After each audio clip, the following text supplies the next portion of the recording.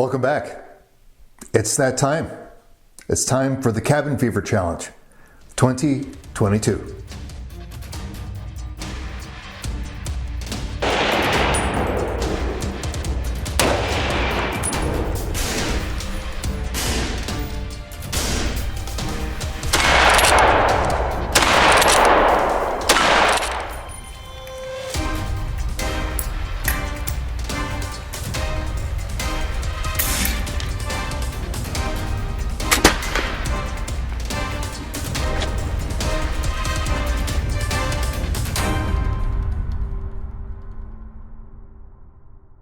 So what is the Cabin Fever Challenge? Cabin Fever Challenge is an online shooting competition. You can choose to enter or not. And if you do choose to enter the competition, well, there's some rules. So the purpose of this video, is the introductory video, is to basically do a flight over the rules so that everybody's on the same page. And if you have any questions or anything to that effect, we have a Facebook group and a website with all of the information that you'll need in order to enter and compete in the competition. So the Cabin Fever Challenge is a celebration of our ancestors.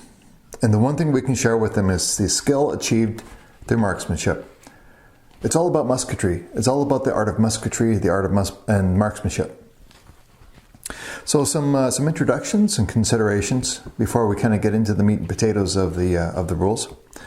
Is number one is safety.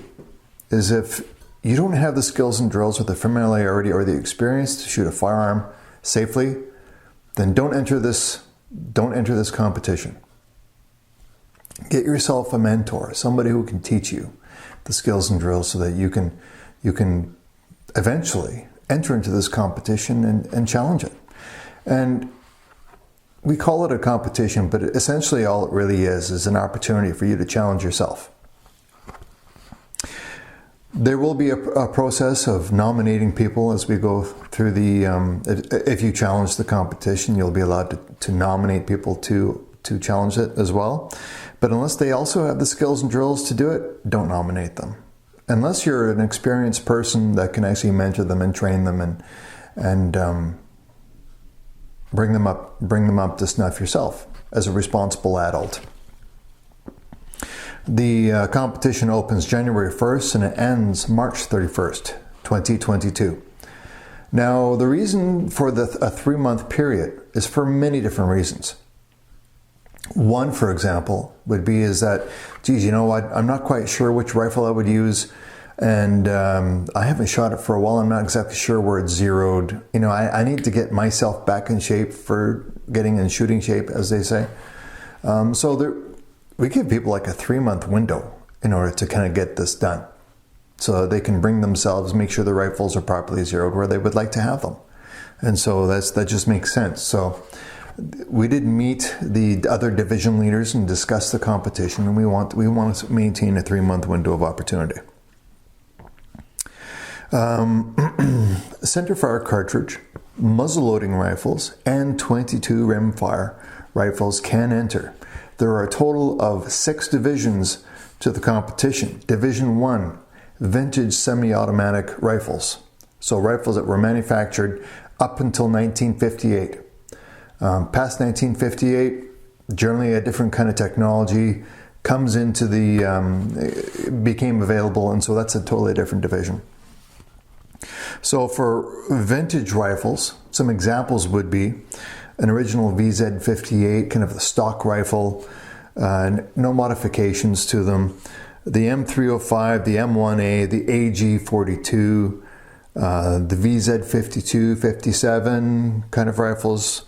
The SKS, the M1 Carbine, the M1 Garand, the SAFN, AK-47, the stock rifles, and so on. Those all classify or qualify for Division 1. The only caveat being is that they have to be original. They're not modified, they're not tricked, trigger jobs, new stocks, all that different kind of stuff. As they would have come from the factory, that's how you'll be shooting that rifle for that division. Division 2 is modern unlimited, and in that division, anything goes. So if you wanted to run, for example, a Division 1 rifle that has been totally slicked up, modified, and tricked up, you can do that. You can shoot it in the unlimited.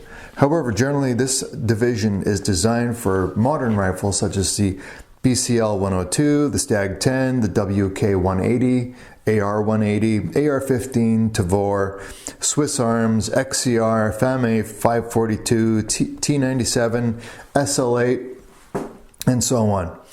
Unfortunately for many Canadians, is that we're no longer really able to compete effectively in this division because of Canadian firearm laws that have changed.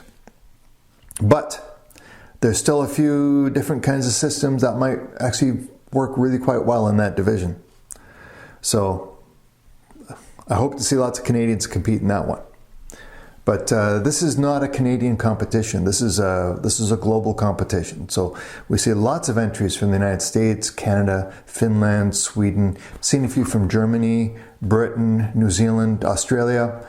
Hopefully, going to see more and more, friendly nations enter into this competition. Division 3 is manual repeating, so pretty much any manual bolt repeating, lever gun, pump gun, those kinds of firearm platforms, is that they're manual repeaters. Division 4 is single shots, and they are single shots only. So you cannot shoot a repeating rifle in Division 4 single shots by single loading it. It has to be functionally a single shot rifle. Division 5 muzzleloaders. So these are muzzleloaders only, and so that should be fairly straightforward. Doesn't matter if it's a cap lock or a flintlock or a matchlock, they're muzzleloaders. Division 6, the new division for 2022, is rimfire, 22 rimfire, and that is unlimited. So any 22 rimfire rifle can enter. Okay, and if you're not quite sure where your rifle qualifies, then contact us at our Facebook group at Cabin Fever Challenge, one word, at Cabin Fever Challenge, or our website, riflechair.com/cabin-fever-challenge. So positions and distance. So for divisions 1 through to 4, the distance is 100 meters and you're shooting at an 8-inch target. So there is an official match target, which is linked pretty much throughout the website and the Facebook group. And it looks like this. Of course, I'm going to hold it on the wrong side of me here. This is your target, and you can download that from the website. It's a PDF. It's about 140 kilobytes. And you can use that for your target. You can also use any factory target that you want. If it's an 8-inch circle. And so all we need from you is, if you're not going to use our provided target, which make sure if you print it, you have scaling off so that it prints a true 8-inch target. And but if you're going to use a factory target, just give us a picture of your target when you're done, so that we know with a ruler that it is actually 8 inches across. We have had people that have entered with targets that are like 12 inches across, and they're counting their strikes. So we need to know that that's an 8-inch circle. Okay. And for divisions 1 to 4, you'll be engaging that target 100 meters away or 100 yards away. That's fine. It's only a 1 or 2 meters difference. The difference being for muzzleloaders is that you'll be shooting at the same 8-inch target, but it'll be only 50 meters away. And instead of firing 20 shots, you'll only be firing 4 shots. And I'll get into that later. The other target, which is new for this year, as we said previously, is 22 rimfire. And you will be shooting at, and this is also provided on the website, a 4-inch target 50 meters away for your 22 rimfire. Okay? Division 6, 22 rimfire. 4-inch target 50 meters away. Good. Yeah, we're really excited to have a new division, Division 6, on board this year for several different reasons, actually. One of them being the cost of ammunition is absolutely horrendous right now. And so maybe not everybody is thinking, geez, you know, I've only got so much of that ammunition. I want to preserve it or conserve it. And so, you know, then maybe a 22 rimfire is a good way for you to take part. Not everybody has a range that'll go out to 100 meters either. So this is a 50 meter target. So maybe even some indoor ranges are capable of that. I don't know. So the course of fire is, and plus Division 6 being a 22 rimfire is great for getting new shooters involved as well. Especially if you have younger shooters and you're a responsible adult, which is a requirement. We can't have children shooting this unless they're supervised by a responsible adult, an experienced adult. And so, but Division 6 is there. It's an opportunity for kids to maybe shoot a competition, develop some skills and drills and gain some experience, get some practice. Ammunition and reloading. So classes 1 to 6, with the exception of Division 5 muzzleloaders. The course of fire is 20 rounds, 5 rounds standing, 5 rounds kneeling, 5 rounds prone, 5 rounds sitting, in that order, with a mandatory 5-round reload in between each position. Yeah. So I mean, you're not running, you're not lifting giant weights and pushing and, you know, and going over an obstacle course or anything like that. You're literally standing in the same property as you would say, but we're engaging in positional shooting, all 4 positions: standing, kneeling, prone, sitting, in that order. It has to be in that order, just for consistency in the competition. It has to be. In Division 5, however, muzzleloaders, you're only shooting 1 round per position for a total of 4 rounds. Every other division is a total of 20 rounds. Scoring, time is calculated from the first shot fired to the last shot fired, so this will be timed. Now, you don't necessarily need to have a timer on you, because we can see on your video, because you'll be submitting a video. This is how you enter. You'll be submitting a video showing yourself shooting the course of fire. Later, you'll be showing us your target and walking us through the bullet strikes. And we'll get into scoring in a minute. But the way the scoring works is that for the number of strikes on target, you multiply that by 5. You divide by your time in seconds. Multiply that by 100, and you derive a score. Now, the reason why that's kind of a funny formula, it's not that hard to figure out. I'll put the formula up here, I guess. Put the formula up there for you to look at. But I'll tell you the wisdom behind the formula. The reason we want you to time it, and the reason why we want to know your number of strikes on target, is because we develop a ratio. So somebody who takes a very, very, very long period of time but gets a perfect score, all 20 rounds on target, they may have taken 2 minutes to do that. So the longer you take to shoot it, potentially, even if you got a perfect score, the lower your score would be, or a perfect number of hits, the lower your score could be. So it's about being punctual. It's about aiming as accurately as possible, but in the shortest period of time. So that's kind of the test. And so I'll, just to show you a little graphic, it won't take very long. I'll put it up here. I keep getting this mixed up here. I'll put it up here so that you can kind of see the relationship between time and score. Now, some people that are able to shoot this, they shoot it really, really fast. And it's not easy to do because you're going through 4 different shooting positions. They are also unsupported. So no bags or no tripods or, nothing to support the firearm while you're shooting it. You may use a sling as a hasty sling, but not a great big, target sling forward mounted and all locked in place. A hasty sling is fine. But kind of the wisdom behind the formula, I'll put the graph up here, is for you to look at, is that you may have somebody who only hits the target, 12 times out of 20.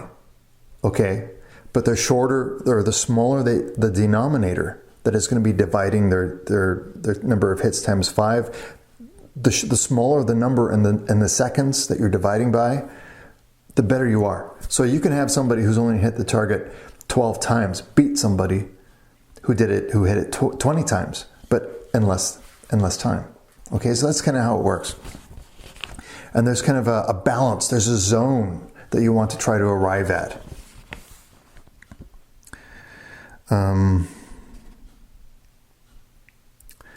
Nominations. So once you have completed the match and you've submitted your video entry, you may challenge one person to shoot the match as well. The challenge may be included in your video submission. The person must be well versed in firearm safety and handling drills. And please do not nominate somebody who does not possess the skills and drills to do it, potentially unsafely. Don't nominate somebody who doesn't have the skills and drills to do it, don't have the experience. But people they're already kind of used to being in competitions and shooting. Maybe they were in the military. Maybe they were in the law enforcement community. Maybe they're just an avid enthusiast. Then those are the kinds of people that we want to attract to the competition. It is okay to have kind of inexperienced people, so long as you're providing the coaching and providing a safe environment for them to compete in. So you're basically acting as a range safety officer. So safety first. People generally do not like being nominated in a video submission unless you've actually talked to them in advance. Say, hey, I'm thinking about doing this competition. I'm going to shoot it, and if I'm happy with how I did, I'll film myself. But if I'm happy enough with my performance, can I nominate you so that you'll shoot it? Will you shoot it too if I nominate you? So can I ask them in advance so people that don't like being surprised. You know what I mean? So feel free to nominate people, but maybe talk to them first about it before you do it. Deadlines. The challenge opens January 1st, 2022 and closes at midnight, March 31st. So see our Facebook group at Cabin Fever Challenge and or our website. Just peruse, kind of see what's happened last year, the year before that. Look at how some of the other entries were, how it worked for them, kind of where the scores are for the winning circle, where the scores are for kind of the middle, and then the scores are from, developing shooters. The honor system is that this whole competition is based on honor, and that we trust that you're not going to cheat, and that we trust that your target is 100 meters away. I mean, we trust you. And overwhelmingly, people who are in the shooting community or the competition community are just unbelievably good, nice people. And so we've never had a problem with people cheating. Not really. You know what I mean? A mistake here, a mistake there. A few disqualifications, yes, because they didn't follow the rules or maybe made a mistake somewhere along the way. And so that happens. But when it comes to cheating, we don't really think that we've seen that. And if we do suspect that a shooter hasn't followed the rules, or maybe they're trying to pull one on us, the division leaders and myself, and I am the match director, will review the submission and make a decision. And we'll provide you with the rationale if we don't accept it. So, but all of this isn't possible without the honor system. And also, I pretty much said this before, but I'll repeat it, is that it's really, really important for you when you show us your target, is that it's crystal clear as to where the bullet strikes are. Like maybe even take a picture of it and send it with your submission and your email, just to be on the safe side. And also make sure you use a ruler. Factory targets, the provided target, and that's it. No handmade targets. that you've spray painted or using a marker, a jiffy marker, and scribbled all over around the boundary. We can't accept those. We have to be consistent. Submissions will be sent by email to cfcdivisions@gmail.com. All of this is written down in the rules. It's all available on the Facebook group. It's available on the website. Should be fairly easy. But include the following information with your email submission. Okay, include the following information. First of all, only send one submission per division. So don't shoot the competition with 3 different rifles in the same division and send 3 submissions. We'll reject all 3 of them. You can only have one competitor. You can only put 1 submission per division. And only, so I mean, even if you shot the competition twice, send 2 separate emails so they don't get lost. Okay, one of the challenges of having trying to administrate a competition like this is tracking scores. So if you've sent 2 submissions in the same email, we might lose it. So send only 1 submission per division per email. Okay. So if you shoot it twice, two different divisions, that's 2 emails, 2 separate emails. In your email, in the subject line, put your division number and your shooter name or alias. Okay, and in the body of the email, we want to know which country you're shooting from, because we're seeing that Canada and the United States and Finland are the shooting countries so far that we've seen. Canada, United States, Finland, and it's quiet everywhere else. A little bit from Finland. We haven't seen anybody from Germany, Britain, Australia, and New Zealand for a long, long time. And I know that you're having problems in your country when it comes to your ability to enjoy your firearms and shoot them. But we still really want to see you. We want to hear you, follow your laws. Well, we really want to see New Zealanders and British and, Scots and Wales, Irish. We want to see all of you. We want to see you. Tell us the country that you're shooting from. That will go in the. This is new for 2022. It's something that only Division 3 manual repeating rifles did. We recorded the nations and suddenly became popular. Hey, I'm from Finland. Make sure that goes into the scores. I don't blame you. So tell us the country you're shooting from. We need the video link address where the footage can be viewed and downloaded. And by submitting your scores and submitting your video, you're giving us permission to use your footage in what could be an awards video or a special mention. We want your name or your alias, and maybe help us out a little bit and help us with the pronunciation of your name, because a division leader may be giving you, awarding you a placement in the podium. So we want to be able to pronounce your name properly. So help us with that. If it's not to say that you have a funny name, but help us to pronounce it properly. Okay? We want to do that. We want to make sure we pronounce your name right. Tell us what division number you're competing in, your rifle, the caliber used, the time you shot it in, the number of strikes on target, and your score. So try to figure out the calculator. Everybody has a phone or a computer or a calculator. People should be able to do basic math. And if you have any message as part of your submission, include a message. But just make sure that your video can be downloaded by our division leaders. Now, there are apps that we can use in order to download content from YouTube and use that. So we may also use that, but you can also use Google Drive to share your video if you don't want the whole world to see it. And so that's fine. And using all the Google Maps with your Google account, it's just a great way of doing it. I mean, of sharing files, swapping files, huge files, 2 gigabyte files, no problem with the Google resources, online Google. Again, you may only submit 1 attempt per division. Make sure the video file can be downloaded. Use the appropriate targets. So, I mean, even though we provide you a target, we know that not everybody has a printer, and so you can use a commercial target.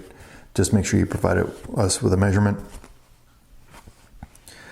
And that's pretty much it. Responsibility. Submissions that demonstrate poor safety in handling drills will be automatically disqualified. We will not accept it. So, and it's really, really important, especially when, you're demonstrating positional shooting. That means you have to change your position while handling a firearm. So if you have terrible muzzle control, you have your arcs of fire downrange. Generally it's, a little bit to the left, a little bit to the right, but generally your muzzle should always be pointed at the target as you transition from one position to the other. Be cognizant of that, be mindful of that. So if we see muzzles pointing in different directions that they shouldn't be pointed at, you're disqualified. So be very, very mindful of that. Or if you're just being goofy and, whatnot, if you're demonstrating poor safety in handling drills, we will disqualify you. Now, the end result of all of this, at the end of March 2022, there will be an awards video. Some of you are going to be in it. We're going to show your footage. And the reason why we want people to see you and to know your scores is because you've demonstrated excellence. And that should be celebrated. You've demonstrated excellent marksmanship. You have a firm control handle of the art of musketry. And it is a dying art form. It is. There's not more people shooting, there's less people shooting. So, even though it's a very, very popular sport, we want to see your footage. We want to see you shooting. What you're doing is you're demonstrating good skills, good skill sets. Because you're filming yourself shooting it. We get to see you do it. And developing shooters, aspiring shooters, we want to see your example. Because we are probably going to try to emulate what you do. So you're teaching us. So we want high caliber, no pun intended, shooters, marksmen out there shooting these competitions so that we can enjoy watching you shoot. However, because it is still kind of a competition, the awards video has a tendency to have a little bit of ribbing in it. It's all in good fun. It's all humor, okay? So if you don't have a sense of humor and you take yourself way too seriously, maybe you get involved, but don't be offended if we rib at you just a little bit because you won. All right? We're not trying to offend anyone. We're just trying to have a little bit of fun. And if you've ever been to a shooting competition, there's always a bit of ribbing going on, especially for the shooters that did well. And it's kind of a masculine thing. Maybe it's no, that's not, because I've seen females do it too. Is they give you a hard time because they like you. They like you and they respect you because you just shot an amazing set. And to show that we respect you for it, we're going to give you a little bit of a ribbing. So don't be surprised if that happens in the awards video. It's not about offending people. It's about respecting people. And if you feel like you've been disrespected and offended, well, maybe don't enter our competition. Anyhow, this is supposed to be about fun. So let's go out and have some fun. And let's make it safe. And the other thing about safety is that because of the time of the year that we're in, just getting to a range can be difficult. I mean, if you're going to be driving 40 kilometers down a winter road that's being used by logging trucks to get to a spot where you can have an austere range or something like that in order to shoot this, well, I mean, it's an industry road. They use radios and sometimes there's blind corners. I don't want anybody getting in trouble. It's about safety. Be safe. If you need to get in a snowmobile and drive 20 kilometers down the road in order to get to your spot in inclement weather, in the middle of a blizzard. Well, I mean, that's really cool. And if you're comfortable doing that, you've got the experience and the know-how, do it. Go ahead. But if things go wrong, how are you going to get back home? What's going to happen? How are you going to do it? So, I mean, it's safety on all kinds of different levels. Not just about the firearms safety. It's the whole sphere of knowledge of going out and doing things and being safe about it. That's it. Hope to see you out there. Cheers, and as always, Maple Leaf up.